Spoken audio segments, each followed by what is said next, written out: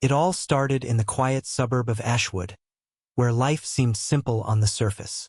The year was 2018, a time when the world felt caught between embracing modernity and yearning for the simplicity of the past.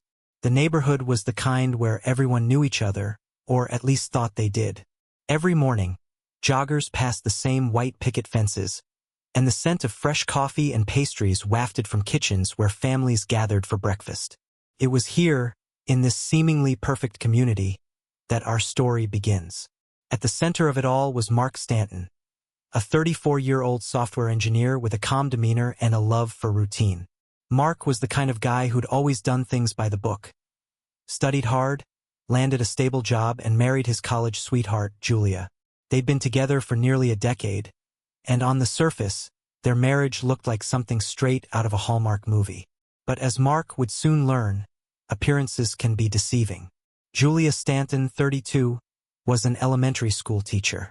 She had a smile that could light up a room and a laugh that used to make Mark's heart skip a beat. They met during their college years at a study group neither of them wanted to attend. While Mark was all about structure and logic, Julia was the free spirit who saw beauty in chaos. It was this contrast that initially drew them together. She was the yin to his yang, or so Mark had always believed. Their life together was seemingly idyllic. They owned a modest two-story home with a garden Julia tended to on weekends, claiming it was her sanctuary. Mark had his home office where he often worked late into the night. They didn't have kids yet, something Julia wasn't ready for, even though Mark had been dropping hints for the past year. "There's still so much I want to do," she'd say, her eyes sparkling with dreams Mark couldn't quite decipher. The cracks in their relationship started to show about 6 months ago. It was subtle at first. Julia seemed a little more distant, her phone a little more glued to her hand. Mark noticed her laughing at texts she wouldn't share and disappearing into the guest room to take calls. She started staying late at work more often, something that hadn't been common in the past. "Parent-teacher meetings," she'd explain with a smile that didn't quite reach her eyes. Mark wasn't the jealous type. If anything, he blamed himself for the growing distance between them. His work had become more demanding recently, with a big project deadline looming. Late nights and weekends spent in his office had become the norm. He convinced himself that Julia's behavior was a reaction to his absence, a way of coping with her loneliness. "We just need a vacation," he'd tell himself, brushing off the unease gnawing at the edges of his mind. But the signs were becoming harder to ignore. Julia had started dressing differently.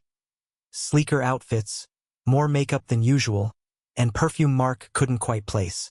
She'd always been beautiful, but there was a newfound effort in her appearance that felt calculated. Then there were the excuses. Just a quick coffee with a friend turned into hours of unexplained absences. When Mark asked, she'd wave it off, saying, "You worry too much." Still, Mark held onto the belief that they could work through it. That's what marriage was, right? Weathering storms together, even when the skies looked bleak. He wasn't a confrontational person by nature. Instead, he buried himself in work, hoping that by ignoring the problem, it would somehow resolve itself. One evening, as Mark sat in his office reviewing code for the 100th time, his phone buzzed on the desk. It was a text from his best friend, Liam. "Liam, hey man, you doing okay? Heard something weird today." Mark frowned. Liam wasn't the type to beat around the bush. They'd been friends since high school, close enough that Mark trusted him with just about anything. He quickly replied, "Mark, what's up?" A moment later, Liam responded with a message that made Mark's stomach drop. "Liam, probably nothing, but someone saw Julia at that new wine bar on 7th. Looked like she was with someone." Mark's heart raced as he stared at the screen. He tried to calm himself. Julia could have been meeting a friend. Maybe she was networking or catching up with an old coworker. But something about the way Liam phrased it, the hesitation, the vagueness, sent a chill down Mark's spine. Instead of replying, Mark put down his phone and headed to the kitchen, where Julia was scrolling through her tablet, sipping on a glass of wine. "Hey," he began casually, "how was your day?"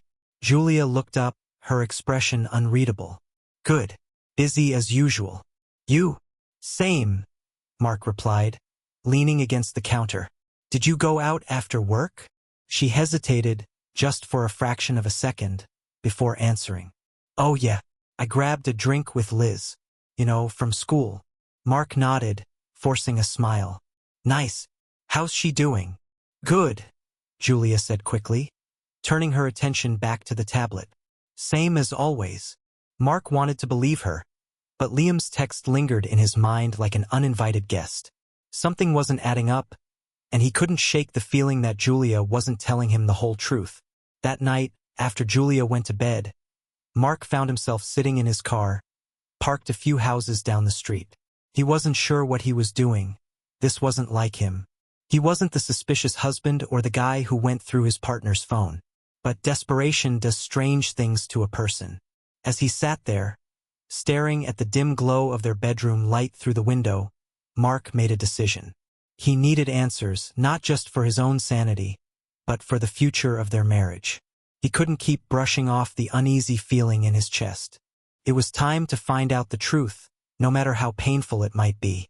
The morning after Liam's text, Mark found himself sitting at the breakfast table, staring at his untouched cup of coffee. Julia was across from him, scrolling on her phone with a distant expression. It was a moment so ordinary that it felt surreal, given the storm brewing in Mark's mind. He cleared his throat. Hey, I was thinking we should plan a little weekend getaway. Just the two of us. What do you think? Julia looked up, her eyes flickering with something Mark couldn't quite place. Surprise? Guilt? That sounds nice. When were you thinking? Maybe next weekend? We could drive up to the cabin by the lake. It's been a while. She hesitated, her fingers fidgeting with the edge of her phone case. I'll have to check my schedule. Things have been so busy at work. Mark nodded, trying to keep his expression neutral. Of course. Let me know. But inside, he felt a pang of disappointment. It wasn't like Julia to be so non-committal, especially about something as simple as a weekend away. The more he thought about it, the more certain he became. Something was definitely wrong. Later that day, Mark decided to talk to Liam in person. He needed to know more about what his friend had heard. They met at a small diner on the edge of town, a place they'd frequented since high school. Liam was already seated in their usual booth when Mark arrived. Hey man, Liam said as Mark slid into the seat across from him. You look like you haven't slept. Thanks, Mark muttered, running a hand through his hair. What did you hear about Julia? Liam hesitated, glancing around to make sure no one was listening. Look, I wasn't going to say anything, but I thought you should know. A buddy of mine works at that wine bar. He saw Julia there a couple of nights ago with some guy. They were close. Mark's stomach tightened. Close how? Like holding hands, laughing, leaning in close. Definitely not a casual thing. Mark felt a cold wave of anger and sadness wash over him. He wanted to deny it, to convince himself that Liam's buddy had made a mistake. But deep down, he couldn't ignore the nagging feeling that this was the confirmation he'd been dreading. Do you know who the guy was? Mark asked, his voice low. Liam shook his head. No idea, but my buddy said he looked pretty comfortable with her. I'm sorry, man. I thought you should know. Mark nodded, staring down at the table. Thanks, Liam. I appreciate it. That evening, Mark couldn't concentrate on anything. He tried watching TV, but every scene seemed to remind him of his own situation. He paced the living room, his mind racing. Should he confront Julia? Should he follow her again and try to catch her in the act? The thought made him sick, but he knew he couldn't ignore this any longer. When Julia came home, she seemed distracted, as if her mind was somewhere else entirely. Mark watched her carefully, noting every little detail, the way she avoided his eyes, the faint smell of perfume that wasn't hers. I'm thinking about taking tomorrow off, Mark said casually as she poured herself a glass of wine. We could spend the day together. Julia froze for a moment before turning to him with a forced smile. That sounds nice, but I can't. I've got a ton of prep work for the school fundraiser. Mark nodded, masking his disappointment. Another time, then. The next day, Mark decided to take matters into his own hands. If Julia was hiding something, He was determined to find out what it was. He called in sick to work and parked his car a block away from their house, waiting to see what Julia would do. Sure enough, she left the house around 10 a.m., dressed more formally than usual for a day at school. Mark followed her at a safe distance, his heart pounding with every turn. She drove to a small cafe in the next town over, where she parked and walked inside. Mark stayed in his car, watching as she greeted a man at a corner table. The man was tall and well-dressed, with an air of confidence that made Mark's blood boil. They embraced briefly before sitting down, leaning in close as they spoke.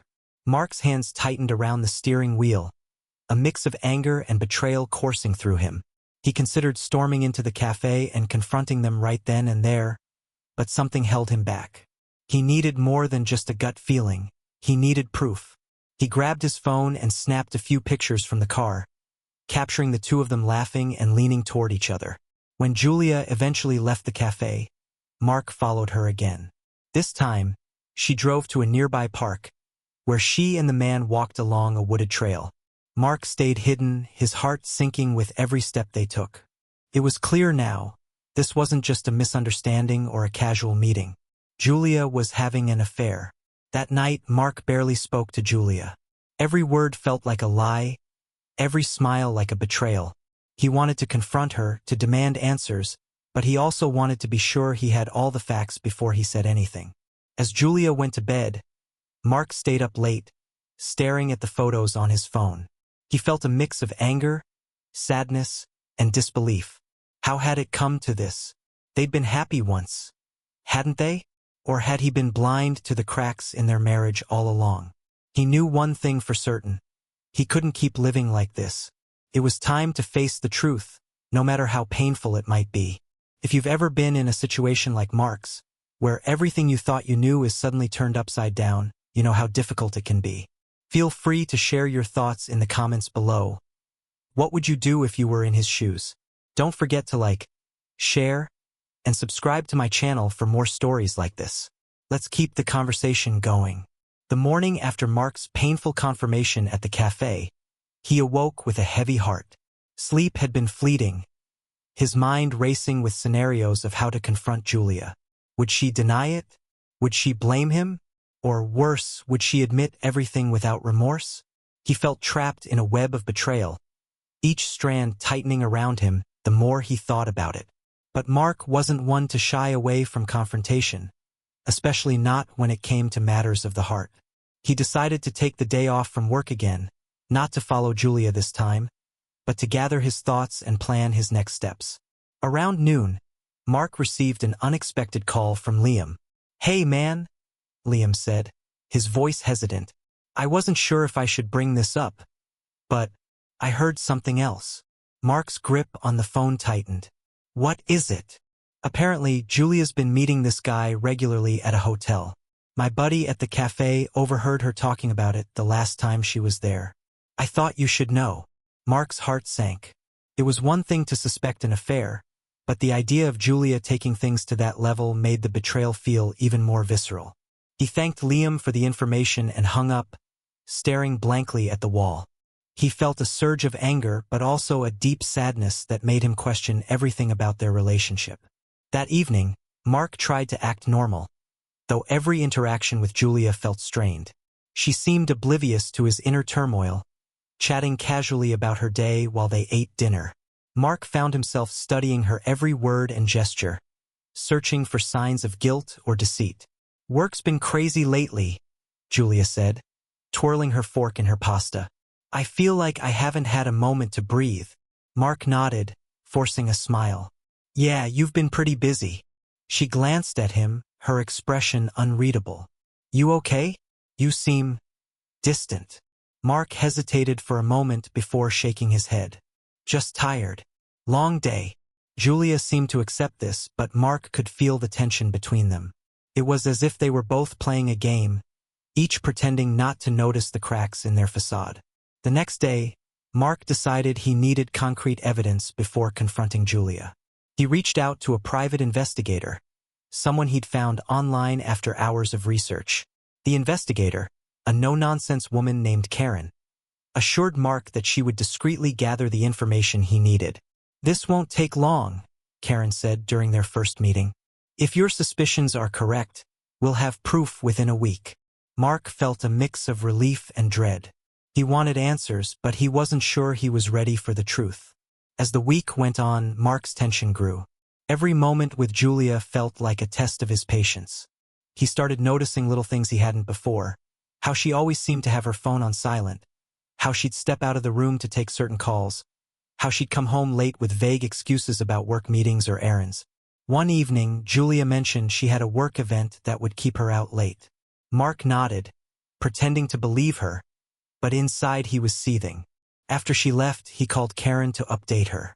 "She just left for a work event," Mark said, his voice dripping with sarcasm. "Any chance you can follow her?" "Already on it," Karen replied. "I'll keep you posted." Hours later, Mark received a text from Karen. "She's at the Grandview Hotel. Room 214. You were right." Mark stared at the message, his hands shaking. The confirmation felt like a punch to the gut. He wanted to drive to the hotel, to confront Julia and the man she was with, but Karen had advised against it. "Let me handle the investigation," she'd said. "You don't want to do anything rash." Mark took a deep breath, forcing himself to stay calm. He knew Karen was right, but the thought of Julia with someone else was almost too much to bear. The next morning, Karen sent Mark a file with photos and detailed notes. The evidence was damning. Photos of Julia and the man holding hands, kissing, and entering the hotel together. The man's name was Ethan, a co-worker of Julia's, according to Karen's report. Mark felt a wave of anger and betrayal as he scrolled through the photos. He couldn't believe this was the same woman he'd married, the woman he thought he knew better than anyone. That evening, Mark finally decided to confront Julia. He waited until she came home, then sat her down in the living room. "We need to talk," he said, his tone serious. Julia looked at him, her expression wary. "What's going on?" Mark took a deep breath, trying to steady his voice. "I know about Ethan. I know about the hotel." Julia's eyes widened, and for a moment, she looked genuinely shocked. But then her expression hardened, and she crossed her arms. "I don't know what you're talking about," she said, her voice defensive. Mark shook his head, pulling out his phone and showing her the photos. "Don't insult my intelligence, Julia. I've seen the proof." Julia stared at the photos, her face pale. For a moment, it looked like she might try to deny it again, but then she sighed and looked away. "Fine," she said quietly. "I've been seeing someone." Mark felt a pang of anger and sadness at her admission. "Why, Julia? Why would you do this?" She hesitated, as if searching for the right words. "I don't know. I guess I felt like something was missing between us." "Something was missing?" Mark repeated, his voice rising. "And instead of talking to me about it, you decided to sneak around behind my back?" "I didn't mean for it to happen," Julia said, her voice trembling. "It just happened." Mark shook his head, his hands clenched into fists. "That's not an excuse, Julia. You made a choice. You chose to betray me." There was a long silence between them, the weight of their conversation hanging heavily in the air. Finally, Julia stood up, her eyes filled with tears. "I'm sorry, Mark," she said quietly. "I never wanted to hurt you." But her words felt hollow to Mark. He watched as she walked away, unsure of what their future held. As the days went on, Mark struggled to come to terms with everything that had happened. He felt a mix of anger, sadness, and confusion, unsure of how to move forward. But one thing was clear: their marriage would never be the same. If you've ever been in a situation like Mark's, where betrayal shakes the very foundation of your relationship, feel free to share your thoughts in the comments below. Don't forget to like, share, and subscribe to my channel for more stories like this. Let's keep the conversation going. The confrontation between Mark and Julia had cracked the fragile foundation of their marriage, but the fallout was only just beginning. Mark had thought that hearing her admit to the affair would provide some closure, but instead, it opened a floodgate of emotions he hadn't prepared for. He couldn't stop replaying her words, "I didn't mean for it to happen." Each time, They felt like a dagger, twisting deeper into his chest. The days that followed were tense and filled with a deafening silence. Julia had moved into the guest room, but even that didn't provide Mark the space he needed. Every time he saw her, every shared glance, was a painful reminder of her betrayal. And yet, amidst the anger and sadness, Mark couldn't shake the part of him that wanted to understand why. Was it something he had done? Had he failed her somehow? One evening, Mark sat at the dining table, staring at a bottle of whiskey. The house was quiet.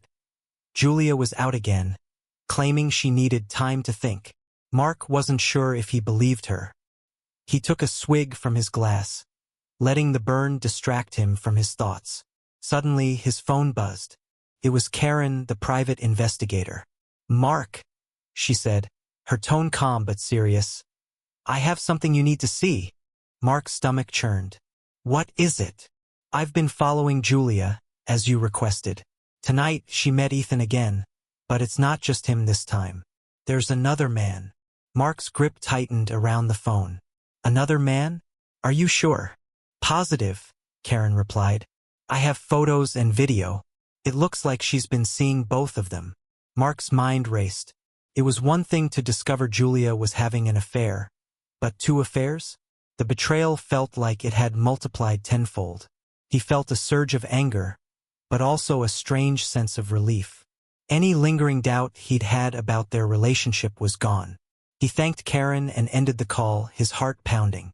When Julia returned home later that night, Mark was waiting for her in the living room.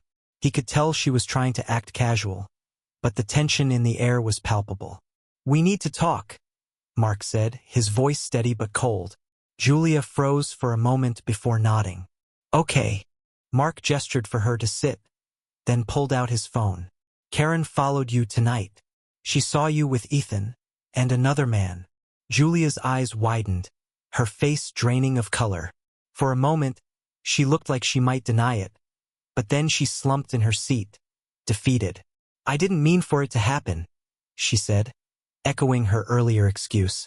Mark scoffed, shaking his head. "That's your go-to line, isn't it? You didn't mean for it to happen." "But it didn't just happen, Julia. You made choices. You lied. You betrayed me. And not just once, but twice. Were you planning to tell me about the second guy? Or was that going to be another accident?" Julia buried her face in her hands, her shoulders shaking. "I don't know what to say, Mark. I've been so lost." "Lost?" Mark interrupted, his voice rising. "You've been lost? Do you have any idea what you've put me through? I've been sitting here trying to figure out what I did wrong, while you've been out there doing this." There was a long silence, the only sound Julia's muffled sobs. Mark felt a pang of guilt for yelling, but it was quickly overshadowed by his anger and hurt. "I can't do this anymore, Julia," he said finally. "I can't keep pretending we have a marriage when you clearly don't respect me or our relationship." Julia looked up, her eyes red and swollen. "Are you saying you want a divorce?" Mark hesitated for a moment before nodding. "Yes, I think it's the only way forward." The days that followed were a whirlwind of legal meetings and tense conversations. Mark filed for divorce, and Julia reluctantly moved out of the house. She insisted she wanted to work things out, but Mark couldn't see a path to reconciliation. The trust was gone, and with it, any hope of rebuilding their relationship. But the drama was far from over. One evening, Mark received a call from an unknown number. When he answered, a man's voice growled on the other end. "Stay away from Julia," the man said. "She doesn't need you anymore." Mark's blood ran cold. "Who is this?" "Just a friend," the man replied. "But consider this a warning." The call ended abruptly, leaving Mark both angry and unnerved. Was this Ethan? Or the other man? Either way, it was clear they weren't content to let the situation resolve peacefully. Mark decided to call Karen again, asking her to look into the 2 men. "I need to know who I'm dealing with," he said. Karen agreed, and within a few days, she had gathered enough information to paint a clearer picture. Ethan was a co-worker of Julia's, as they already knew, but the second man, Adam, had a more complicated history. He had a reputation for getting involved with married women and had been the subject of multiple domestic disputes in the past. "Be careful, Mark," Karen warned. "These guys don't seem like the type to back down easily." The tension came to a head one night when Mark returned home to find his car vandalized.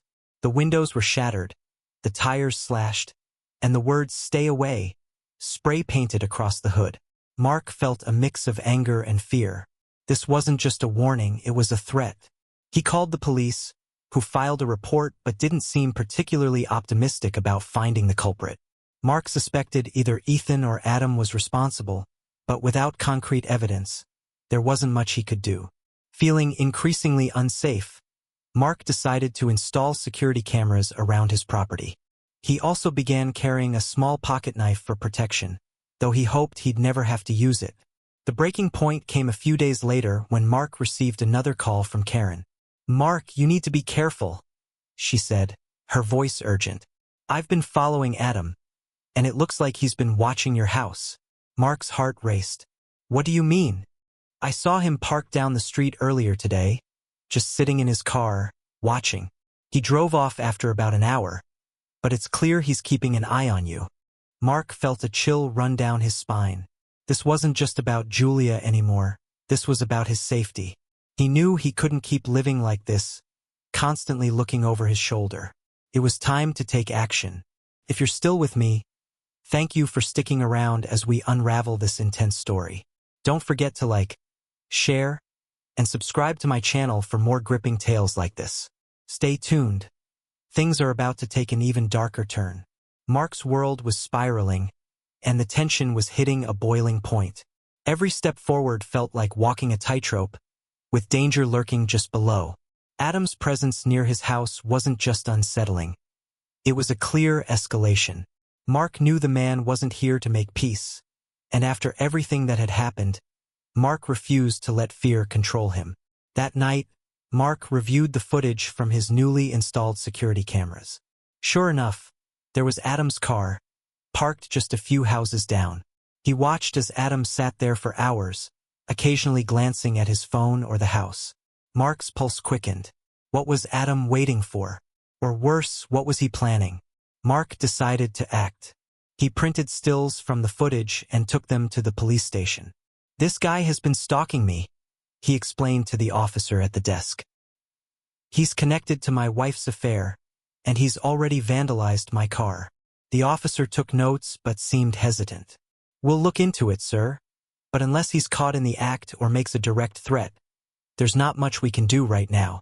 Frustrated, Mark left the station, determined to protect himself by any means necessary.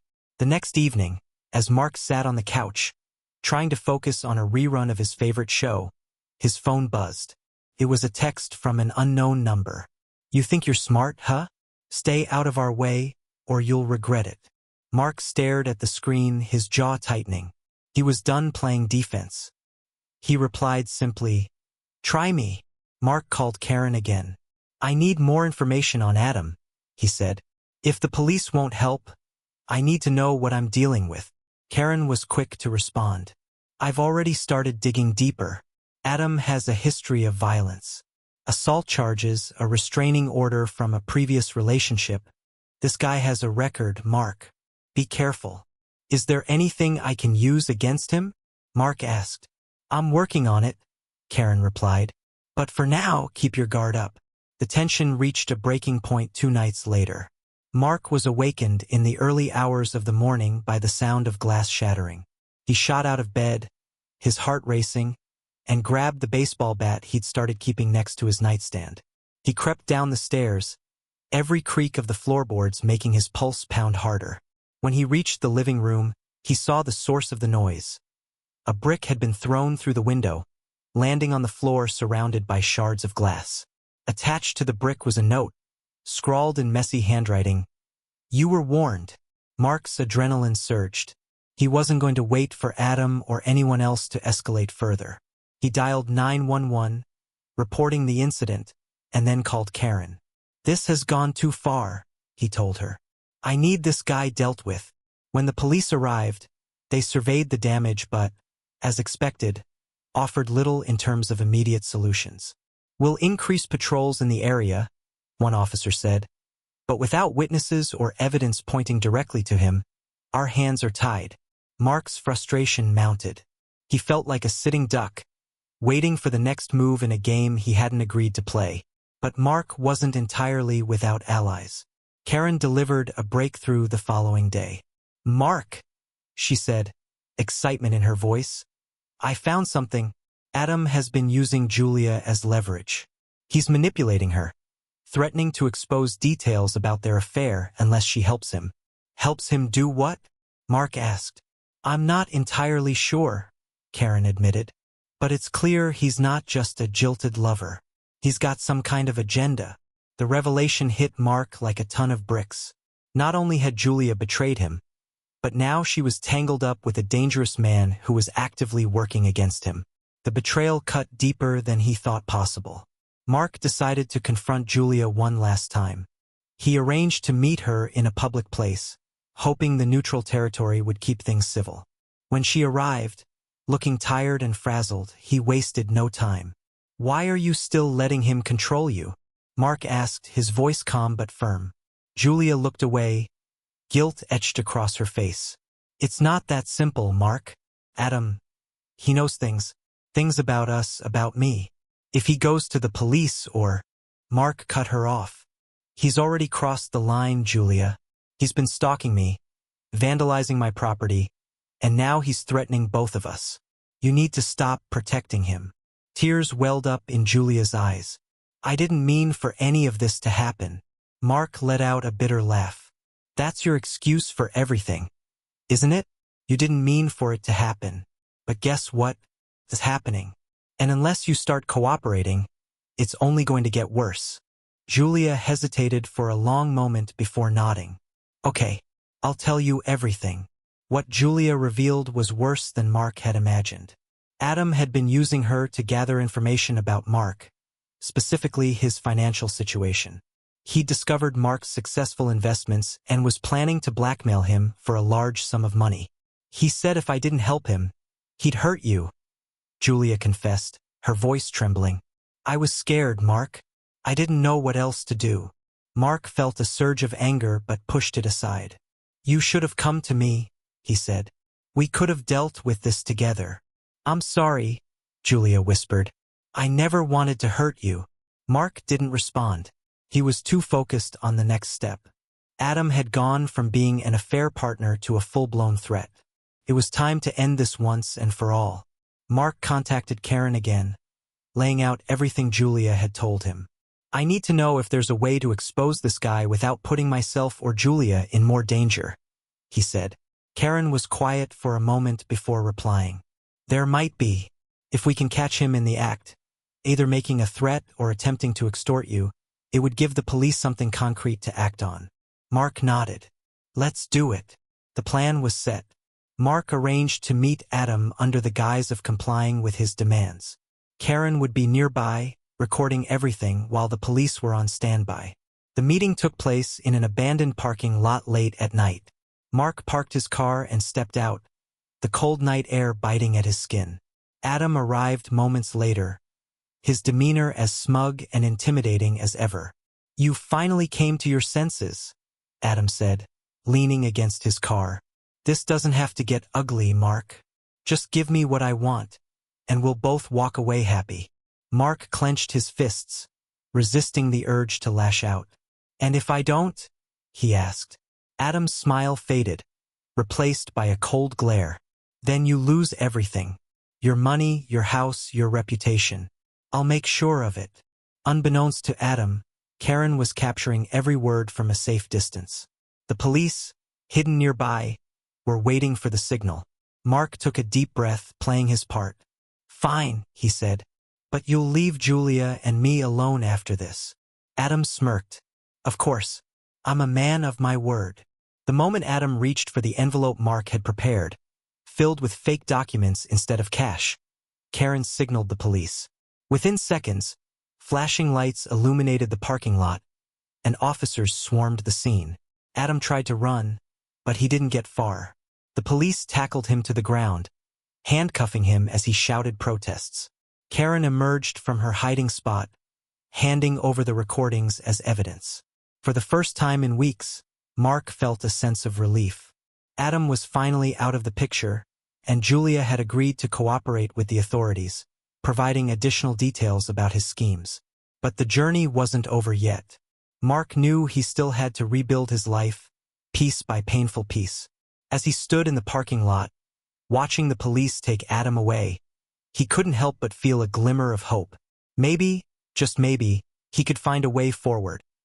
The parking lot confrontation with Adam was the tipping point, but the fallout from his arrest sent shockwaves rippling through Mark's life.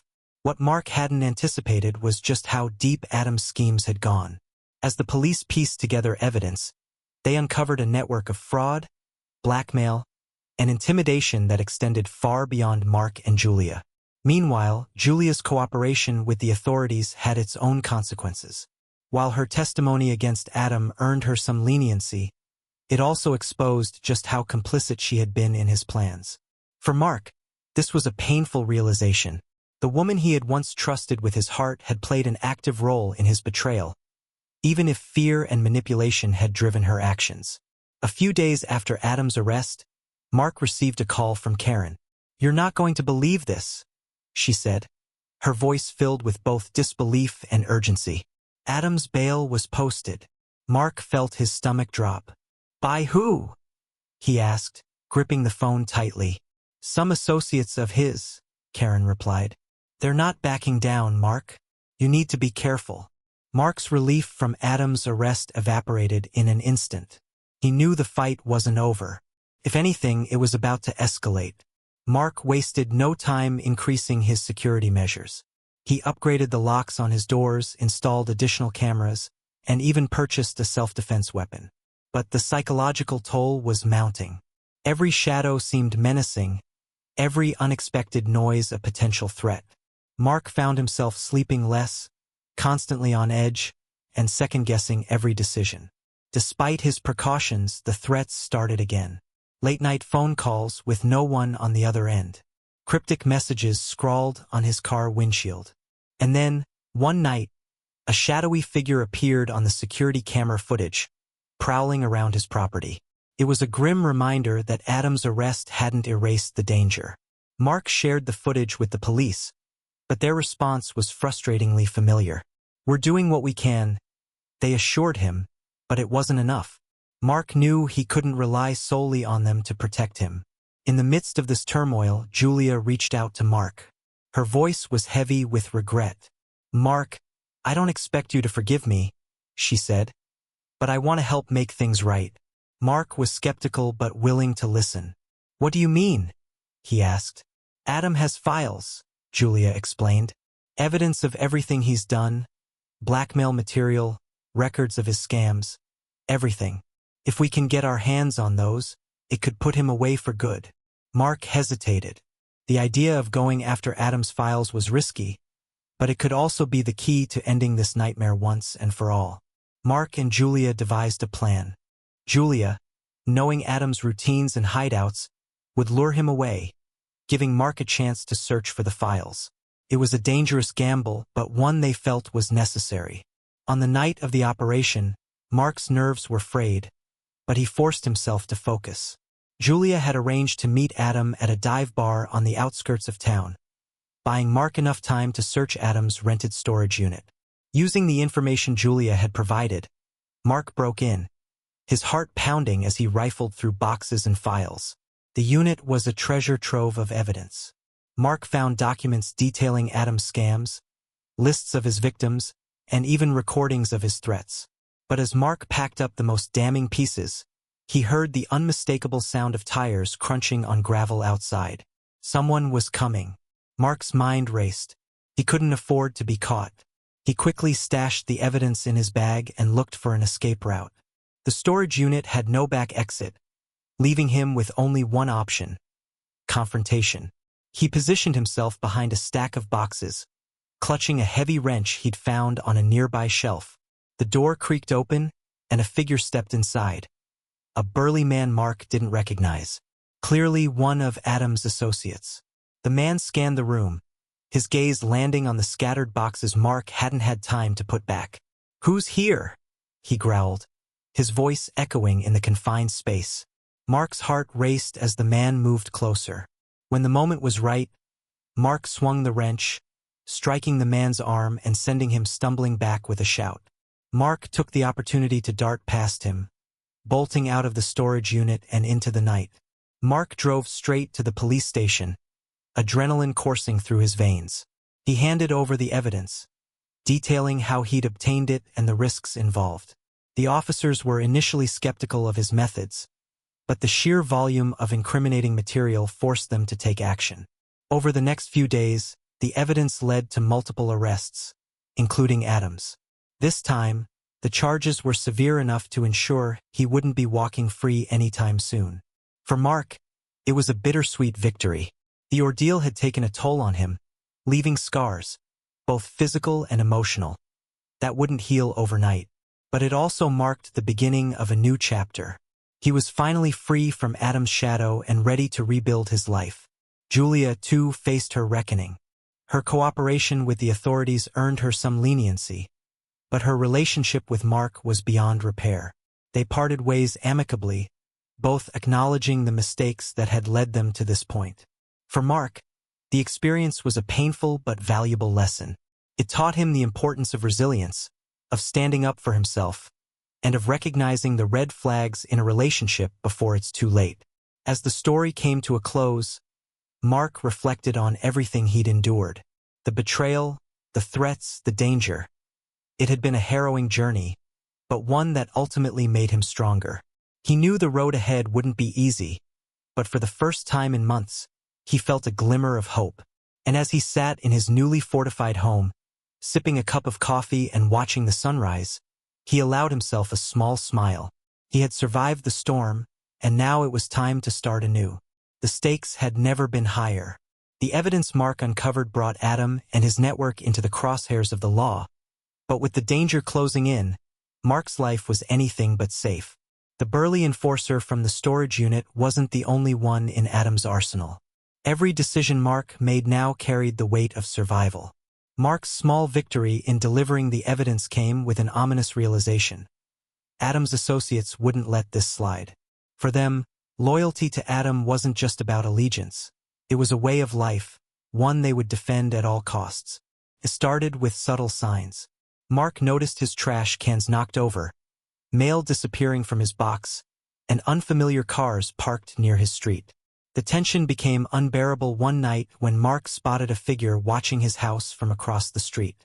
Heart pounding, he called the police, but by the time they arrived, the watcher had vanished into the shadows.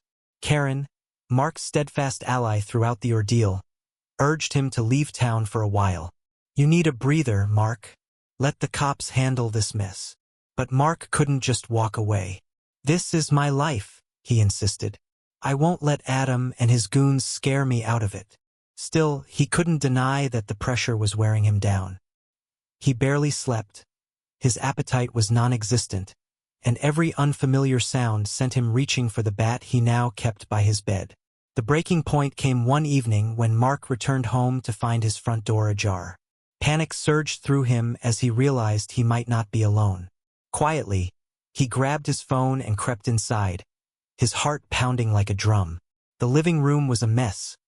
Cushions overturned, drawers ransacked. Someone had been searching for something. Mark moved cautiously, dialing 911 and whispering his situation to the dispatcher. The operator urged him to leave the house immediately, but as Mark backed toward the door, he heard movement upstairs. He froze. The intruder was still there. A wave of adrenaline surged through him. He grabbed a heavy lamp from the side table and positioned himself behind the door, ready to defend himself if necessary. The footsteps grew louder, descending the stairs. When the figure finally emerged, Mark swung the lamp with all his strength.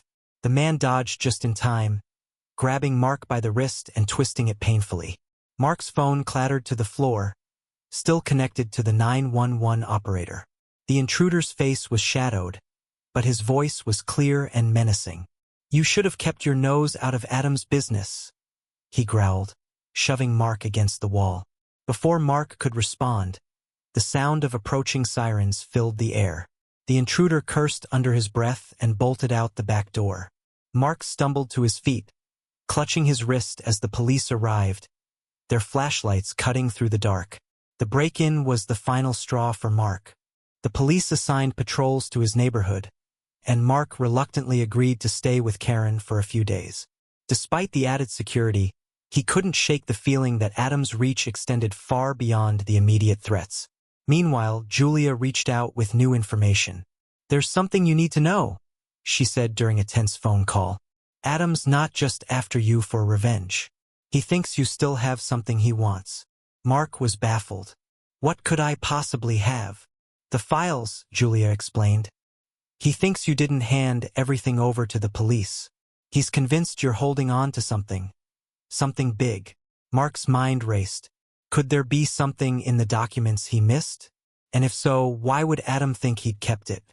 Determined to get to the bottom of it, Mark reviewed the files he'd handed to the police, scouring them for clues. Amid the spreadsheets and transaction logs, one detail stood out. A series of encrypted files labeled with names he didn't recognize. The police hadn't mentioned these files, likely because they hadn't cracked the encryption yet.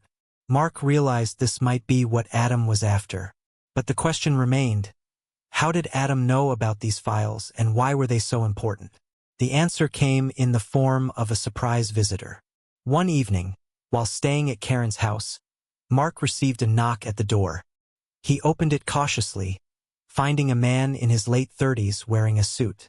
The man introduced himself as Detective Lewis, claiming to be part of the task force investigating Adam. "We've been following the trail of those files you turned in," Lewis explained. "There's a lot more to this than we initially thought. Adam's network is bigger than we realized, and those encrypted files? They could blow the whole operation wide open." Mark's unease grew. "What do you need from me?" he asked. "We need you to come with us," Lewis said. "We have a safe house where you'll be protected while we work on decrypting the files. But we need you to be ready to testify when the time comes." Mark hesitated. The idea of entering protective custody was both reassuring and terrifying.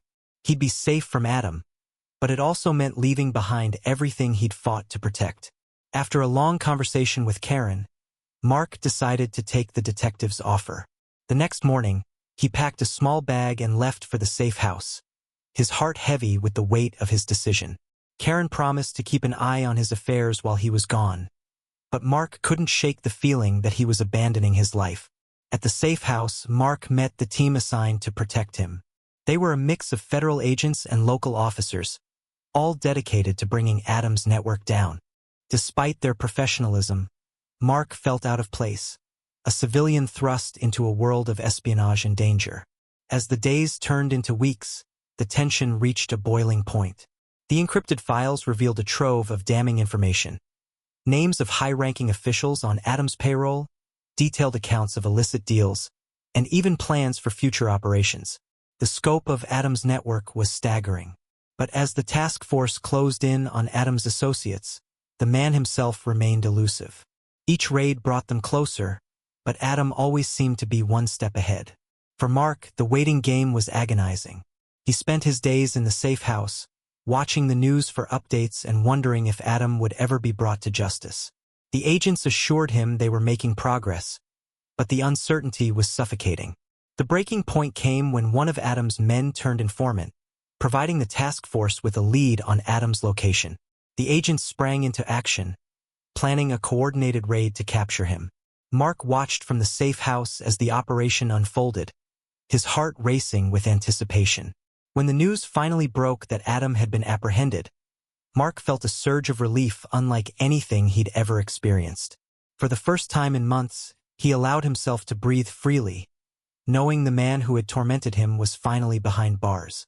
Mark's testimony was the final nail in Adam's coffin. Standing in the courtroom, he recounted his ordeal with a mixture of anger and determination, ensuring Adam faced the full weight of the law. As the verdict was read, guilty on all counts, Mark felt a sense of closure he hadn't thought possible. But the journey wasn't over. Mark knew he still had a long road ahead, rebuilding his life and healing from the trauma. With Karen's unwavering support and the knowledge that justice had been served, He was ready to take the first steps toward a brighter future. With Adam locked away and the immediate danger behind him, Mark found himself staring at the pieces of his life, scattered like debris after a storm. It was hard to know where to begin. The relief of Adam's capture was tempered by the realization that the ordeal had left scars. Not just physical ones, but emotional ones that would take time to heal. Karen, ever the unwavering pillar of support, encouraged Mark to take things one step at a time. "You survived the worst of it," she reminded him. "Now, it's about moving forward." The first order of business was regaining a sense of normalcy. Mark returned to his modest suburban home, which felt strangely unfamiliar after weeks in the safe house. The silence of the house was both comforting and eerie. He took it one room at a time, cleaning up and reclaiming his space. The scars from Adam's network weren't limited to Mark alone. Julia, who had bravely come forward to help expose Adam's operation, was now trying to rebuild her own life. She'd moved to a different city and started fresh, leaving behind the shadows of her past association with Adam. Mark kept in touch with her, offering encouragement and checking in on her progress. For Karen, seeing Mark safe and free of danger was its own reward. She remained a steadfast friend, though Mark began to notice something deeper in their interactions. There was a warmth, a connection that went beyond friendship. For the first time in a long while, Mark allowed himself to consider the possibility of happiness, even love. Professionally, the fallout from the case was massive. The files Mark had handed over proved to be the undoing of not just Adam but an entire web of corruption.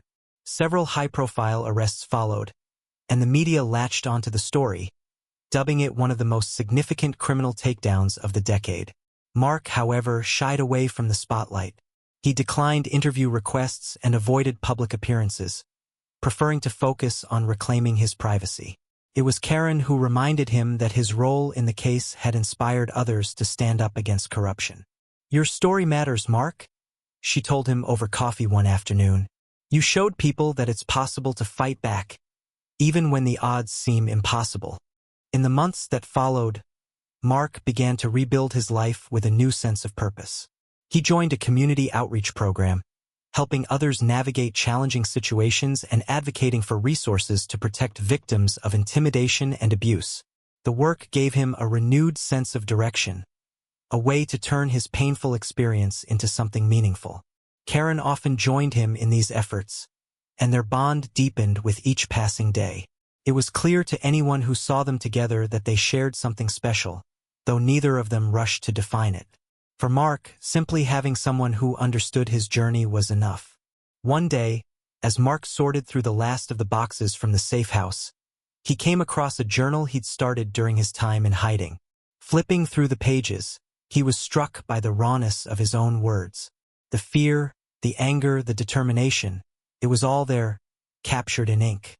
Reading through it, he realized how far he'd come. The man who had written those words felt like a stranger now. Yes, the pain was real, and the memories would always be there. But so was the strength he'd found in himself. Mark decided to keep the journal, not as a reminder of the trauma but as a testament to his resilience. As for Adam, the courtroom drama had been a spectacle, with his defense team trying every trick in the book to mitigate his sentence. But the evidence was overwhelming, and the testimony from Mark and others left no doubt about his guilt. He was sentenced to decades in prison, with no possibility of parole for the most egregious charges. While the verdict brought a sense of closure, Mark knew that Adam's incarceration didn't erase what had happened. The best he could do was move forward, taking the lessons he'd learned and applying them to his new life. The final chapter of this journey came unexpectedly. Mark received an invitation to speak at a local event on resilience and overcoming adversity. At first, he hesitated. Public speaking wasn't his forte, and the idea of sharing his story in front of an audience made him uneasy. But Karen, as always, gave him the nudge he needed. "You've already faced worse," she teased. "What's a little stage fright compared to taking down a criminal mastermind?" On the day of the event, Mark stood in front of a packed room, his hands trembling as he gripped the microphone. He took a deep breath and began to speak, his voice steady despite the nerves. He didn't sugarcoat the story, nor did he dwell on the pain.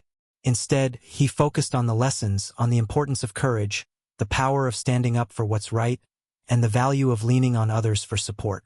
The audience was captivated, hanging on his every word. When he finished, the applause was thunderous, and Mark felt a wave of pride and gratitude. For the first time, he saw his journey not just as a series of struggles but as a testament to the strength of the human spirit. As he left the event, Mark couldn't help but smile. The road ahead was still uncertain, but he felt ready to face whatever came next. Karen was waiting for him in the parking lot, her expression one of quiet pride. "You were amazing up there," she said, slipping her arm through his. "I had a good coach," Mark replied with a grin. Together, they walked toward the future, leaving the shadows of the past behind. Final thoughts. Mark's story is a powerful reminder that resilience and determination can overcome even the darkest of challenges. It's about finding strength in adversity, leaning on the support of those who care about us, and turning pain into purpose. If you enjoyed this story and want to hear more inspiring, intense, and thought-provoking recaps, don't forget to like, share, comment, and subscribe to the channel. Your support means the world and helps us continue bringing these incredible stories to life. Thanks for watching, and until next time, take care and stay strong.